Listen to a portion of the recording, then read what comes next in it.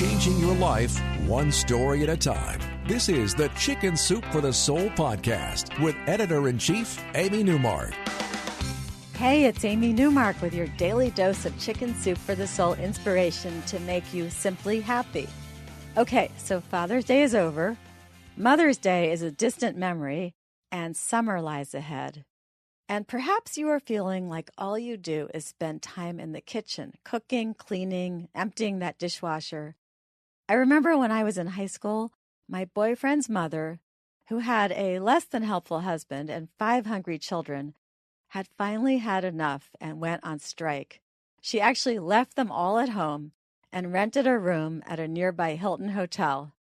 After a couple of days, the family promised to do better, and she went home. I love the idea of a mom going on strike. Sometimes tough love is the only thing that works. And that's what Cynthia Briggs tells us she did in her story called Tough Love in the Kitchen, which we published in Chicken Soup for the Soul, Food and Love. Cynthia was tired of all the complaining. Her son wanted her to make smooth white applesauce like they served at school, which was actually institutional applesauce. Her daughter wanted her to serve canned corn instead of fresh corn, and then one of them complained that the pizza crust was too done. Cynthia said the only thing that was done was her. She was going on strike. The kids would have to make their own food. Her husband thought it was a great idea. They actually lived on a farm and raised and grew most of their own food, so the kids asking for store-bought and rather institutional food wasn't working for him either. As far as he was concerned, his wife made food just the way he liked it, and the kids should get used to it.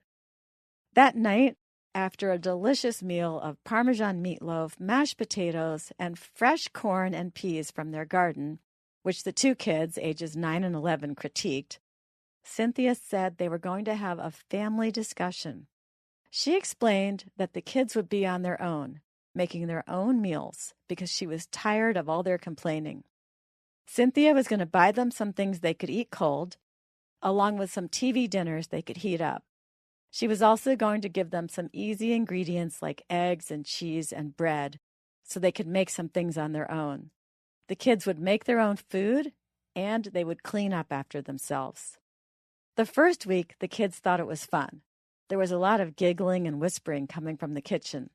They teamed up to help each other learn more about using the microwave, and they were good sports about sharing the best ingredients. By the end of the second week, though, the kids were complaining about their own cooking. By the third week, they were trying to get their mother to teach them how to cook. And by the end of the third week, things were falling apart. They were bickering.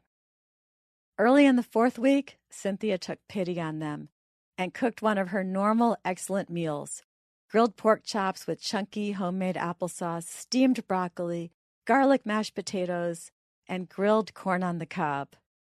The kids loved it, and after dinner they still cleaned up everything. And that was the end of the cooking strike. There was no more complaining, and the kids started praising all of Cynthia's meals.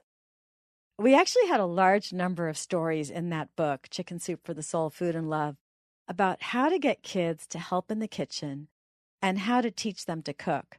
There were many reports from mothers about how their families really bonded by cooking together, and there were some great ideas for how to get the kids interested in learning to cook during vacations.